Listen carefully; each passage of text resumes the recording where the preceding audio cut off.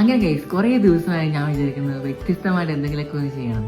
അപ്പൊ തന്നെ ഞാനങ്ങ് മാറ്റി ഇറങ്ങി. എനിക്ക് സാൻവിനെ കിട്ടി. സാൻവിയാണ് സ്കൂള് കഴിഞ്ഞ് വരുന്നതേ ഉണ്ടായിരുന്നു. സാൻവിനെയും കൂട്ടി കടയിലേക്ക് പോയി. സാൻവി കാര്യമായിട്ട് എന്തൊക്കെയോ പറഞ്ഞുകൊണ്ട് ഞാനും സാൻവിയെ കടയിലേക്ക് നീങ്ങി. എന്ത് വാങ്ങാനാ കടയിലേക്ക് പോകുന്നു ചോദിച്ചാൽ അറിയാലോ, മിഠായി വാങ്ങാനാണെന്ന്. അതും വാങ്ങി ഞാൻ അവളെ വീട്ടിൽ കൊണ്ടാക്കി. അപ്പൊ തന്നെ ഉദയ വിളിച്ചു. കാ പറയിജി ഫ്രീ ഫുഡ് ഉണ്ടെന്ന് പറഞ്ഞ് എന്നെയും കൂട്ടി അന്നദാനത്തിന് പോയി. അവിടെ അതും കഴിച്ച് നമ്മൾ നേരെ ഇറങ്ങി അവന് ഡെലിവറി കൊടുക്കാനായിട്ട്. കുറെ ദിവസമായി ചിന്തിക്കുന്നു ഉദയയുടെ കൂടെ ഒന്ന് ഡെലിവറിക്ക് പോകണമെന്ന്.